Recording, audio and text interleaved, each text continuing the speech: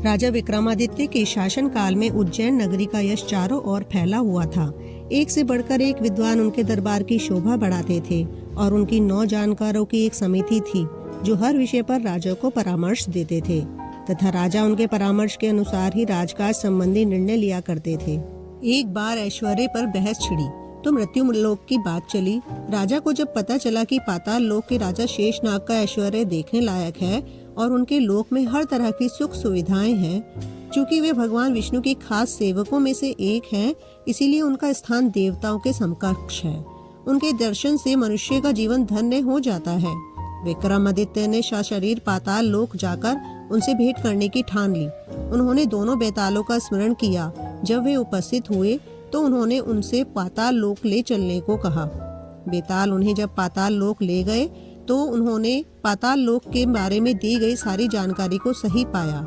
सारा लोक साफ सुथरा तथा सुनियोजित था। हीरे जवाहरात से पूरा लोक जगमगा रहा था। जब शेषनाग को खबर मिली कि मृत्यु लोक से कोई सशरीर आया है तो वे उनसे मिले। राजा विक्रमादित्य ने पूरे आदर तथा नम्रता से उन्हें अपने आने का प्रयोजन बताया तथा अपना परिचय दिया। उनके व्यवहार से शेषनाग इतने प्रसन्न हुए कि उन्होंने चलते वक्त उन्हें 4 चमत्कारी रत्न उपहार में दिए। पहले रत्न से मुंह मांगा धन प्राप्त किया जा सकता था।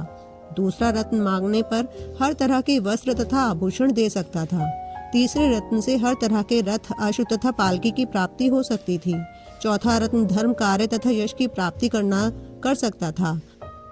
राजा ने दोनों बेतालों का स्मरण किया। उन्होंने राजा को सीमा पर पहुंचाकर अदृश्य हो गए। चारों रत्न लेकर अपने नगर में प्रविष्ट हुए और उनका अभिवादन एक ब्राह्मण ने किया। उन्होंने राजा की पाताल लोक की यात्रा तथा रत्न प्राप्त करने की बात जानकर कहा कि राजा की हर उपलब्धि में उनकी प्रजा की सहभागिता है। राजा विक्रमादित्य ने उनका अभिप्राय समझकर उनसे अपनी इच्छा से एक रत्न लेने को कहा।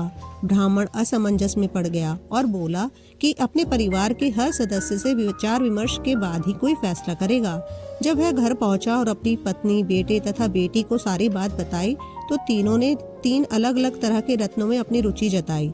ब्राह्मण फिर भी किसी निष्कर्ष पर नहीं पहुंच सका और इसी मानसिक दशा में राजा के पास पहुंच गया। राजा ने हंसते हुए उसे उपहार स्वरूप 4 रत्न दे दिए। ऐसी कथा कहकर 16वीं पुतली सत्यवती भी सिंहासन में जड़वत हो गई।